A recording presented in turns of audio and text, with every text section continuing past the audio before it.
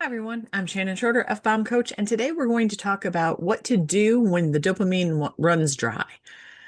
Here's the thing, when we talk about dopamine and the way our brains like to have dopamine so that we can feel motivated, we can't always control that. We'd say we don't want to do work, or I'm not motivated, it's not there. You don't need more motivation. What you do need is a system that works when you don't have the motivation. So in this video, we're going to talk about a simple toolkit that will help keep you moving in your business, even when the dopamine rush fades, so that your business keeps growing even on those low energy days. So let's talk about what your day might look like. You start strong, like you sit down at your desk and you're like, I got this.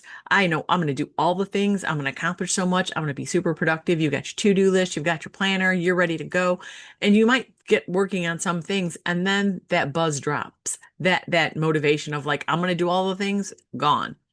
And so the tasks stall out. And this is not a flaw in you. It is a cue for you to switch strategies. So today we're going to talk about the practical tools that you can use that are built for your brain. The first principle, action first, motivation second. We always talk about, oh, well, I'm not motivated, so I can't do this or that. And my motivation is low, so I can't get the things done. Stop waiting for motivation. It's not going to come first. If you act first, the momentum will build. When the momentum builds, motivation will show up because now you've made progress and that's exciting. Your brain is like, ooh, that's cool. I like that. And you want to do more. So we're going to start small and we're going to start now. We're going to start with a 3-minute ignition plan. 3 minutes. The first part is 120-second reset. That's a 2-minute reset. This is for your brain and your body to calm down and reset itself to be ready to work. So what does that 2 minutes look like? Stand up, take a drink of water, do some breathing exercises. Inhale for 4, exhale for 6, do that twice. If you have other breathing tools that you like to use, like 5-finger breathing or box breathing, by all means, use that. The next minute is the 60-second setup. You want to clear a dinner plate size space. That's it. Where you can only open one tab, one tool, one spot on your desk, one thing that you're going to do, and then say out loud, I am only starting, not finishing. The problem with task initiation and not having motivation to do the things is that we look at the whole big project. We look at this is the big thing I have to do.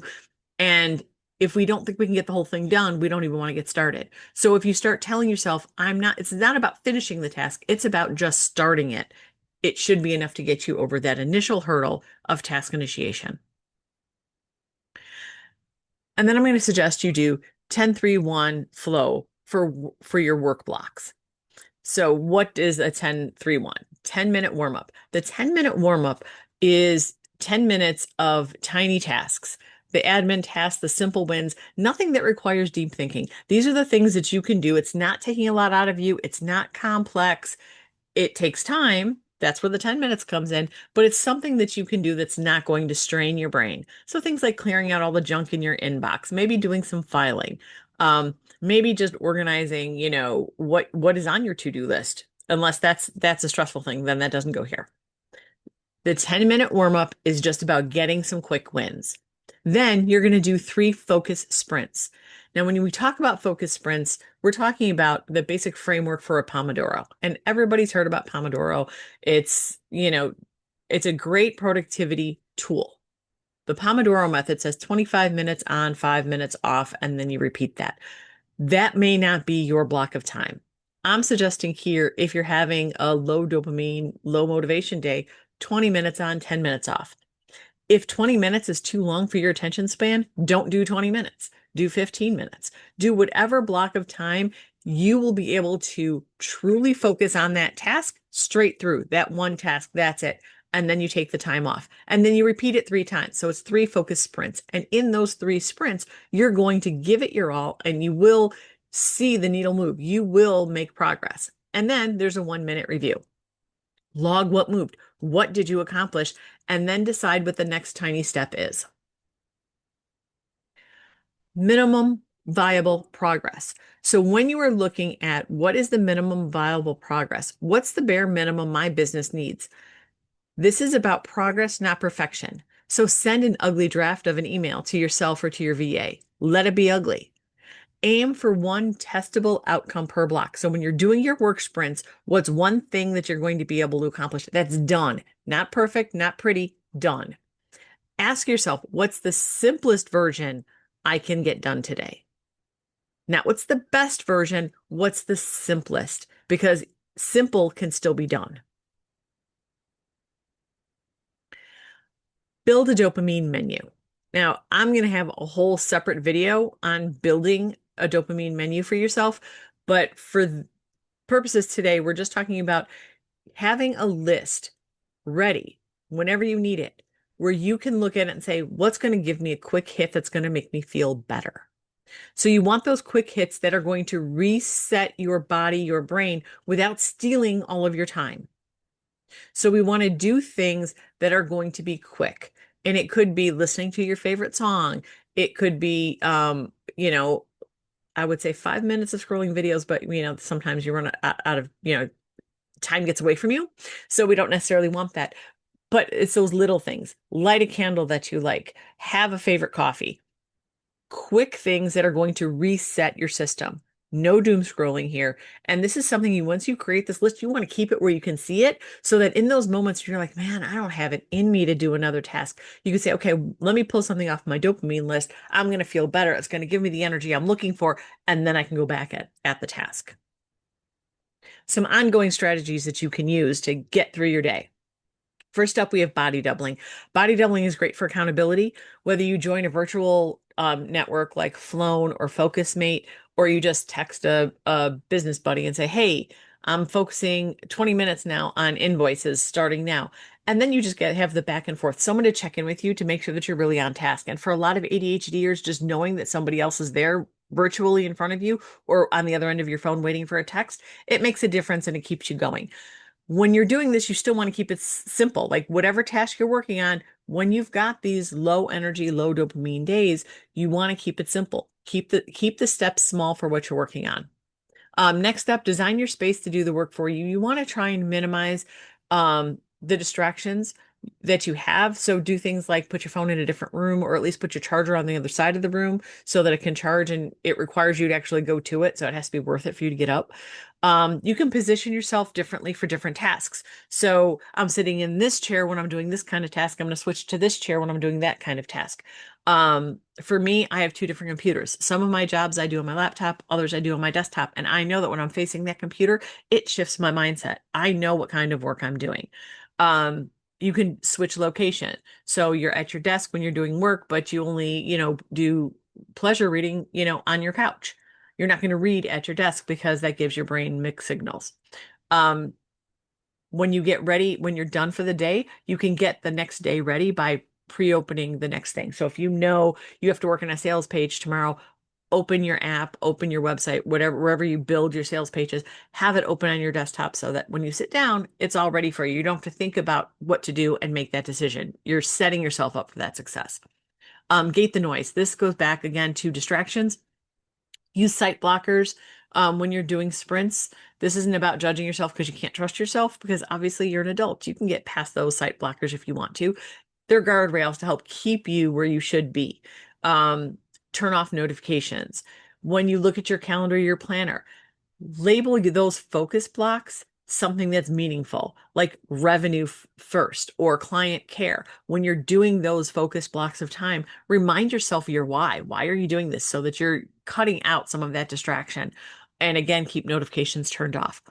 And then the last part here is make progress visible. It's one thing to kind of keep that running list in your head of, oh yeah, I did this and this and this today. But if your brain can see it, your brain is going to celebrate it. So having a Kanban board, which is the to do, in progress, done, and you can like move the tabs over, move the sticky notes over. Trello is the same thing. It's just a digital version of a Kanban board. Your to-do list where you cross things off or put a check mark. What we want to do is show our brain, I made progress. I always suggest keeping a done list. At the end of your day, write down all of the things you did. Don't write down the things you didn't do.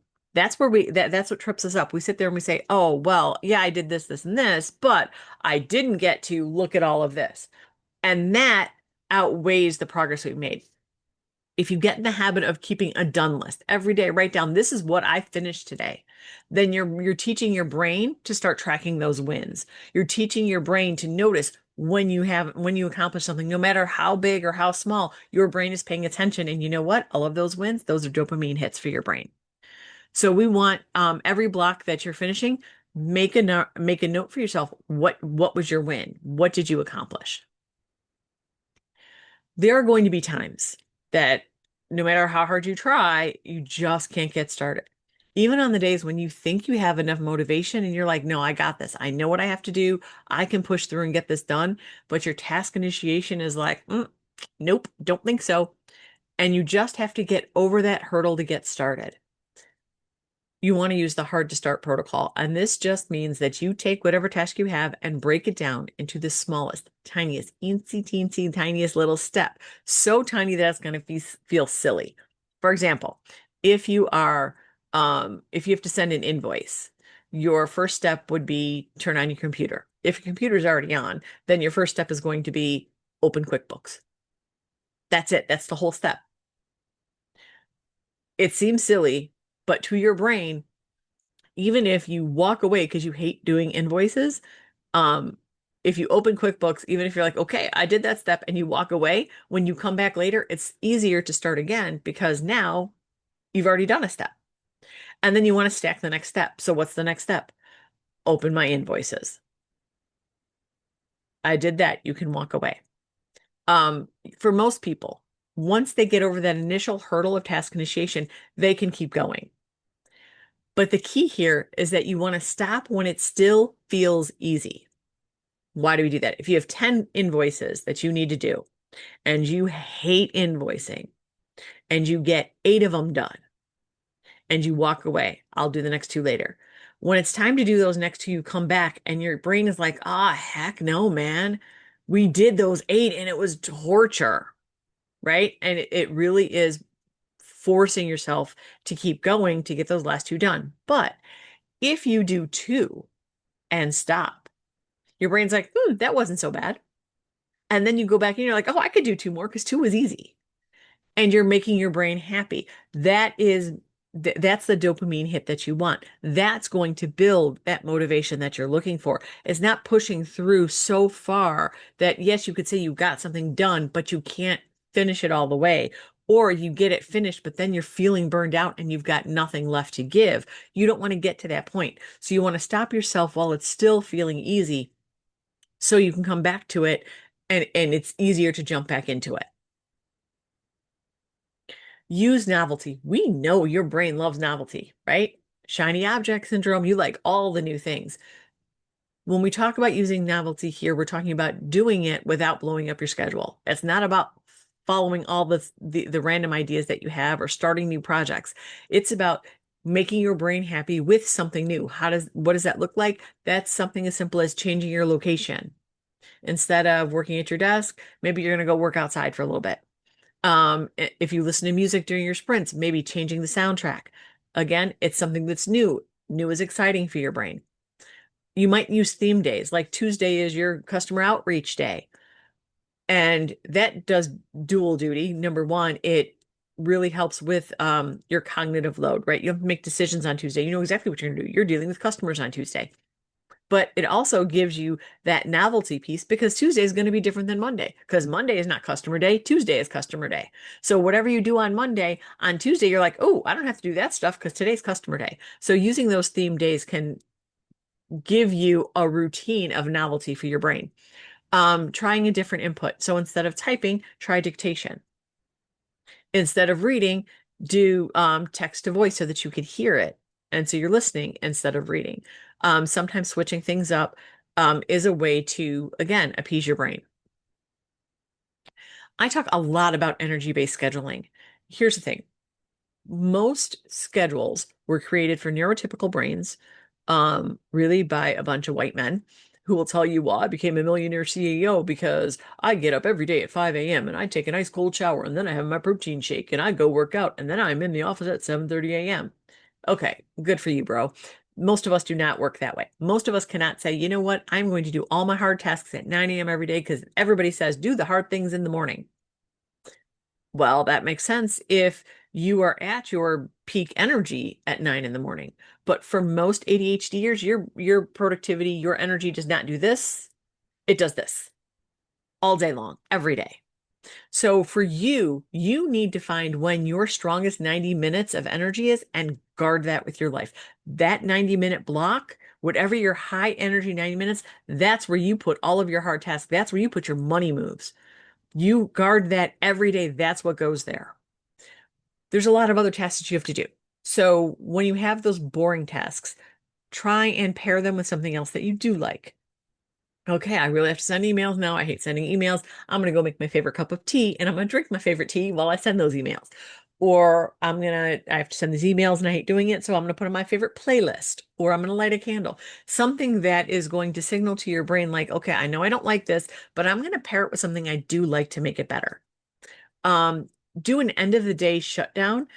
Should only take 3 minutes, but it's about closing up what you have and setting yourself up for the next day. So you're really kind of letting go of whatever today was, where your energy is now, so that tomorrow you can start the day fresh. No matter what you do, if your dopamine's gone, your motivation is gone, there is a really good possibility that even if you're using a lot of these strategies, you're still going to stall out. It's going to happen. Accept it. That's just what your brain is going to do. So the first thing is to realize that it's not so much trying to stop it from happening. Hey, it's great if you can, but it's about how fast you bounce back when it does happen. What do you do when it happens? So first up is naming it. I'm switched off, right? My brain is not engaged right now. Name it, own it, recognize it. Don't beat yourself up. Don't say, what is wrong with me? Why can't I just pay attention? No, that is not helping matters at all. It is data. You got to the point that your brain said, I'm done. So now you need to do something about it. What are you going to do about it? So I have 3 things here. Obviously, you can make a much longer list. You can take a short walk. You can put cold water on your wrists. You can text your body double person. Any of those things is going to break that cycle of being stuck. And that's what you want to do. You're tapping in the cold water on your wrists, going for a walk, you're adjusting your nervous system. Texting your body double friend, that's going to be an accountability piece, right? You are resetting yourself. And then when you go back to work after doing whatever thing you choose to break that cycle, you're going to start with the 10-minute warm-up task. What is that 10-minute warm-up task? Those are that we talked about. Those admin tasks, the easy things, the no-brainers, right? They're not stressful, but they got to be done. Do some of those. And that's going to get you back to where you should be. If you get through that point and your brain is still resisting, then reschedule whatever you're trying to get done in your power window the next day. Move it because you're not going to be able to perform your best. We want to build tiny, honest rewards for yourself. So you have a list of micro rewards after each sprint, bigger rewards when you do your 3 sprints or you accomplish a task. So what am I talking about when I say tiny, honest rewards? 5 minutes of outside in the sun, drinking your favorite latte, listening to your favorite podcast while you're, doing some walking. Create rewards that mean something for you and keep them visible. Whether you write them in your planner next to your time block, you have them on the wall so that you can say, this is what I'm working towards. You have them because your brain's like, ooh, I want that. And then you get to the point where you can do that. Give yourself a weekly CEO hour. This is an hour that never moves. So pick a day and a time that no matter what, you can hold yourself to it. And during this time, you're going to spend some time reviewing things. You're going to review your revenue. What promises have you made to people? Where were their bottlenecks? Where did things get jammed up this week? And what can I do to switch it? Decide on the 3 moves that you're going to have for the following week. What moves am I going to make? What things do I have to accomplish? And then preload those first steps into your planner. Like, what are you going, like, this is what you want to accomplish next week. Make sure it's in your planner. Set yourself up for success. So again, you're taking that decision fatigue away. You don't have to decide on it. It's just there. Thank you very much for your time. I hope you got a lot out of this. If you're ready to work even when your dopamine dips down, try using the 10-3-1 flow. Pick one money move, run some sprints, and log your win. So comment reset if this was helpful for you, and subscribe if you're looking for more ADHD-friendly systems that will help you and your business grow without burning out. Thank you.